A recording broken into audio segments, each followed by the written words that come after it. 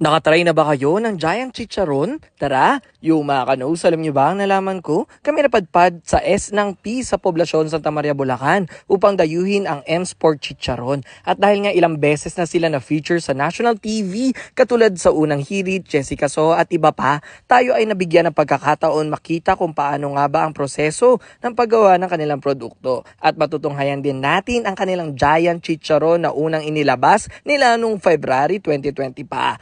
At ito na nga, makikita na nakabilad sa araw ang mga pork belly ng baboy na tila ba sinampay na damit ng mama mo sa kawayan. Kung hindi man maganda ang panahon ay okay lang daw, subalit ang pagkakaiba ay magiging mas matagal nga lang ang pagluluto pag hindi ito binilad. Kasunod na proseso ay chopping and piling. Obviously, sanay na ang mga tao dito na maghiwa ng laman ng sabay-sabay dahil dekada na ang bibilangin kung gaano katagal na nila ito ginagawa. Pangatlo ay isasangkot siya ito. At panghuli ay recooking or refrying depende sa gusto nilang finish product. Nakaka 2 tons na pork belly nga pala sila everyday. Patunay na nasa kalakasan na ang negosyo ng M-Sport Chicharon. At ito na nga, ang Giant Chicharon nila ay ganito lang ang haba pero matapos itong iprito ay magiging 1 to 1.5 meters na ang haba nito. Amazing, di ba? Kung may balak kayong umorder ay nagkakahalaga ito ng 200 to 300 pesos. So ano pang hinihintay nyo? Tara na dito sa Santa Maria, ang Chicharon capital ng Bulacan. Let's go!